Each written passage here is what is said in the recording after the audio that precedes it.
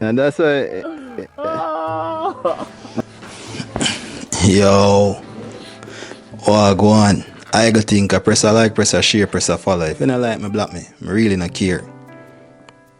Yo, what a ratty time for be alive. Especially in Canada right now. Where I see something where I would think is going to go down in history as something very, very memorable. But not for a good thing though, for a bad thing.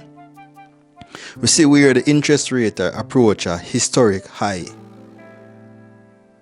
And we see where people face a level of depression because they might wonder how they are going to survive this.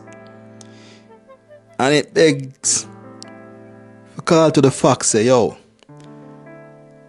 you see when them start cultivate weaker men and women of society, these are the end result. The end result is nobody willing to push back against the government because they are so scared, so they go along with everything, even to them own demise.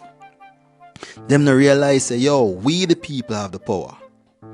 We the people determine what goes for us and what does not. Instead, them think the politicians have the power to do what they want in their best interests.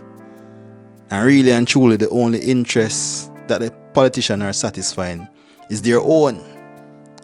Now, you are trying to curb inflation in Canada, right? And you are going to raise the interest rate. Not because the Canadian citizens were careless or reckless with how they manage their money, but because you, the government, was reckless with your spending. You donate millions of dollars to Ukraine, but you have a broken home.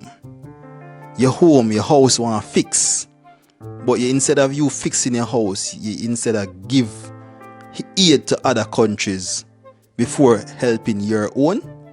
How does that make sense? Tell me, Mr. Prime Minister, how people of your own country can't afford a house even in good jobs?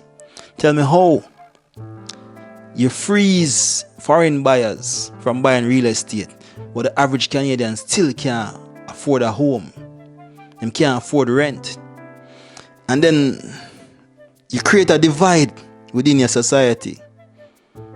So the ones who feel that they are okay can't understand the pains of the one who does not. And you further subdivide them into this gender war, this transgender thing, and you start attacking the kids, and you create a lot of smoke screens, distraction, left, right, and center. So nobody can focus on the problem at hand. The problem where everybody can come together and unite long enough to effect a change. So, to my people out there, especially from my diaspora, Jamaica, Caribbean, the grass isn't always greener on the other side. And I am not discouraging you from coming to Canada. I'm not discouraging you from migrating from where you are. What I am saying to you is that the grass is greener anywhere you water it. Just remember that. Anywhere you water it, that's where the grass will be green.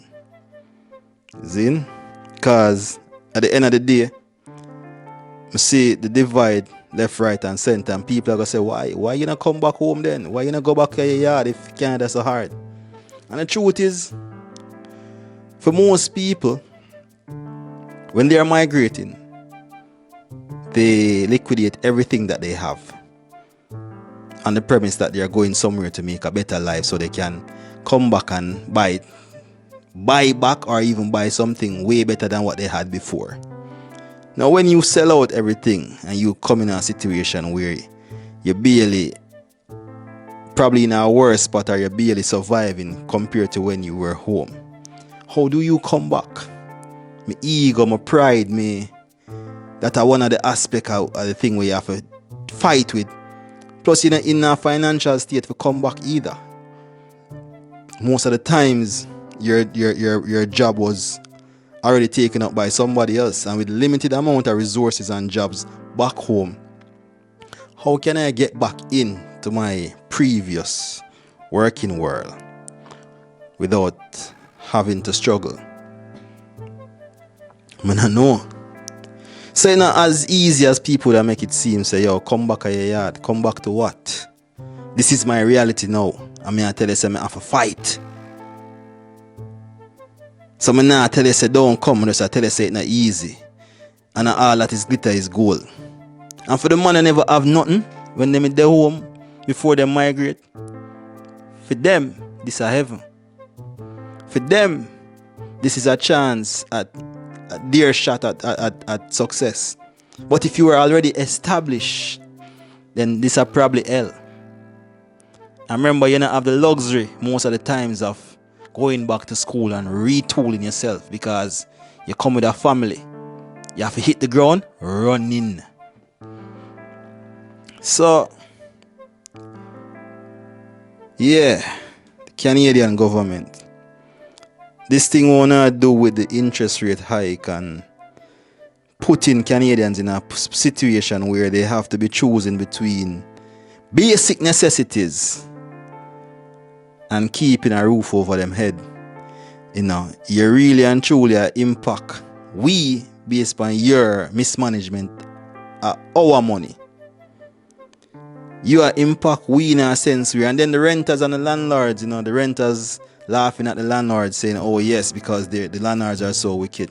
But please do remember that when the government raises the interest rate and the mortgages go up, the landlord will have to raise the rent on you, the renters. And when you default on your rental payment, guess what? Everybody loses, because now the bank come and take back the homes and they'll resell it, and you'll probably be kicked out or evicted. So nobody wins. So you know, in your little corner laughing, thinking, oh, this is what they deserve. You're also affected. As I said, the Canadian government has vastly divided the people and put them in a position where everybody is side-eyeing everybody, thinking that, oh, you know, he's against me, she's against me. And really and truly, that was a decisive plan so as to divert the people from uniting long enough to effect change within this dolly house of a government or parliament system that Trudeau and his liberals have. And with that being said, I'll just leave it at that for today. My 2 or 3 or probably 4 cents. You know, I'll think with some constructive thoughts, constructive actions.